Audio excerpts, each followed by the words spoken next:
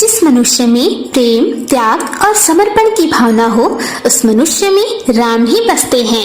रामायण जीवन जीने की सबसे उत्तम शिक्षा देती है। चारों भाइयों का प्रेम और त्याग एक दूसरे के प्रति अद्भुत, अभिनव और अलौकिक है। एक रात की बात है, माता कौशल्या जी को अपने महल की छत पर किसी के कदमों की आहट सुनाई दी। उनकी नींद खुल गई और पूछा, कौन है? मालूम पड़ा सबसे छोटी बहू यानी शत्रुघ्न जी की पत्नी श्रुतकृति जी हैं। माता कौशल्या जी ने उन्हें नीचे अपने पास बुलाया। श्रुतकृति जी आईं, चरणों में प्रणाम कर खड़ी रह गई। माता कौशल्या जी ने पूछा, बेटी श्रुति, इतनी रात को अकेली छत पर क्या कर रही हो? क्या नींद नहीं आ रही? शत्रुघ्न कहाँ है? श्रुतकृति जी की आंखें भर आई। कौशल्या माँ की छाती से लिपट गई और बोली, माँ, उन्हें तो देखे हुए 13 वर्ष हो गए। यह सुनकर कौशल्या जी का हृदय कांप गया।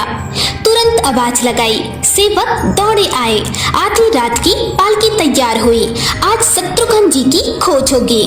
माँ चली शत्रुघ्न जी की खोज में। आप जानते हैं शत्रुघ्न जी कहाँ मिले? अयोध्या के जिस दरवाजे के बाहर भरत जी नंदीग्राम में तपस्वी होकर रहते हैं, उसी दरवाजे के भीतर एक पत्थर की शिला है। उसी शिला पर शत्रुघ्न जी अपनी बाह का तकिया बनाकर लेटे मिले। शत्रुघ्न जी के सिरहाने बैठ गई। हौले से बालों में हाथ फिराया तो शत्रुघ्न जी की आंखें खुली। आंखें खोलते ही चरणों में गिर पड़े और कहा, माँ, आपने आने का कष्ट क्यों किया? मुझे बुलवा लिया होता।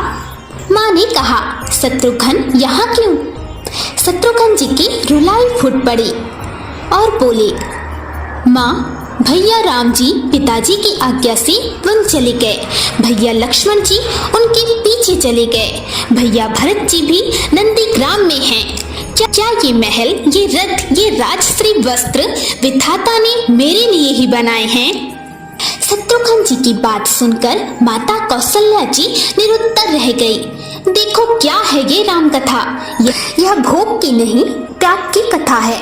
भगवान राम को 14 वर्ष का वनवास हुआ तो उनकी पत्नी सीता जी ने भी 14 वर्ष का कठिन वनवास खुशी से स्वीकार कर लिया।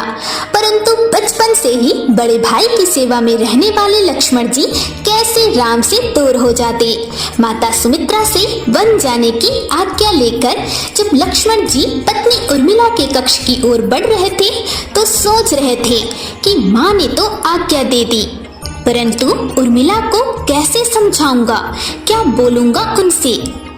यही सोच विचार करके लक्ष्मण जी जैसे ही अपने कक्ष में पहुंचे तो देखा कि उर्मिला जी हाथों में आरती का थाल लेके खड़ी थी। उर्मिला जी बोली, अब मेरी चिंता छोड़कर प्रभु श्री राम की सेवा में वन को जाओ। मैं आपको नहीं रोकूंगी। मेरे कारण आपकी सेवा में कोई रुकावट न आए, इसलिए साथ जाने की जिद भी नहीं करूंगी। जो बात कहने में लक्ष्मण जी को संकोच हो रहा था, परंतु उनके कुछ कहने से पहले ही उर्मिला जी ने उन्हें संकोच से बाहर निकाल दिया। वास्तव में यही पत्नी का धर्म है। पति संकोच में पड़े उससे पहले ही पत्नी उसके मन की बात जानकर उसे संकोच से बाहर कर दे।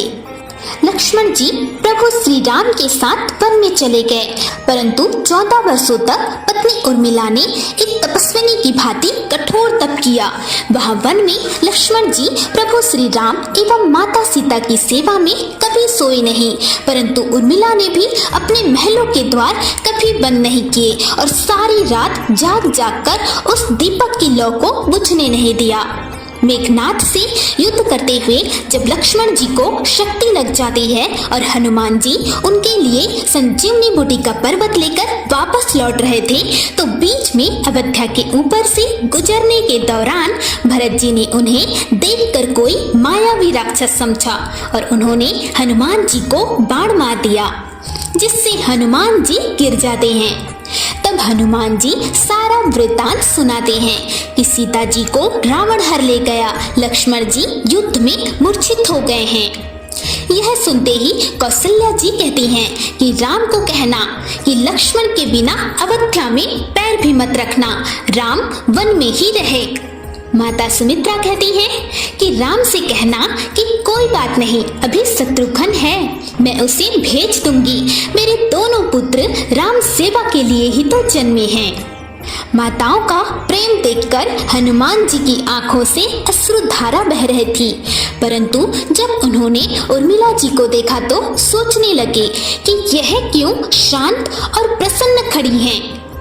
क्या इन्हें अपने पति के प्राणों की कोई चिंता नहीं? हनुमान जी पूछते हैं, देवी आपकी प्रसन्नता का कारण क्या है?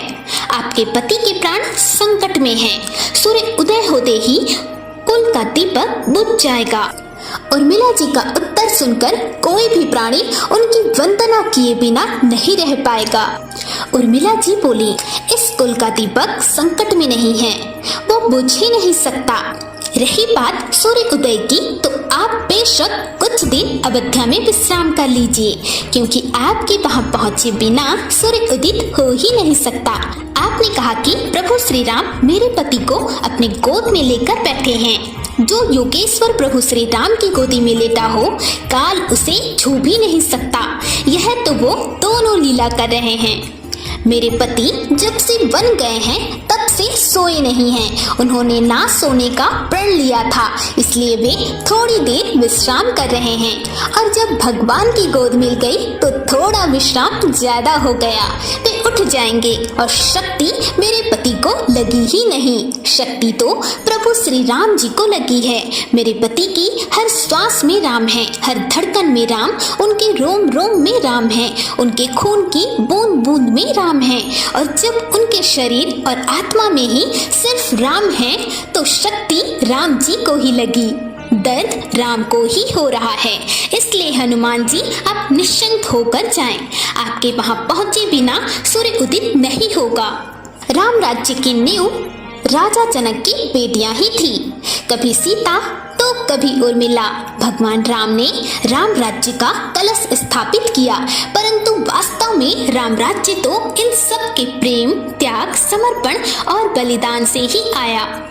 लक्ष्मण सब भाई हो, कौशल्या माई हो, स्वामी तुम जैसा मेरा रघुराई हो। नगरी हो अयोध्या सी, रघुकुल सा घराना हो। चरण हो राघव के, जहाँ मेरा ठिकाना हो त्याग भरत जैसा, सीता सी नारी हो। लव कुश के जैसी संतान हमारी हो। श्रद्धा हो श्रवण जैसी, सबरी सी भक्ति हो। हनुमंत के जैसी निष्ठा और शक्ति हो। जय श्री राम, जय जय श्री राम, जय जय श्री राम।